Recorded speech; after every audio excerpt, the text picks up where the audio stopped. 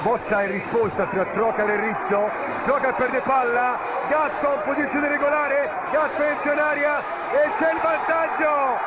vantaggio del Pisa, gran gol di Leonardo Gatto, palla sotto, molto bravo a scavalcare il portiere Furlan che gli era uscito incontro, 13° del secondo tempo, Pisa 1, Viareggio 0, Leonardo Gatto.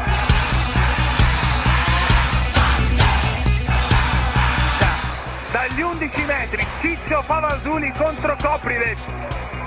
i fischi del Curi, parte Favasuli, il sinistro e la rete di Favasuli che zittisce il Curi al 18° del secondo tempo, la rete di Favasuli e il Pisa torna clamorosamente in vantaggio al Renato Curi.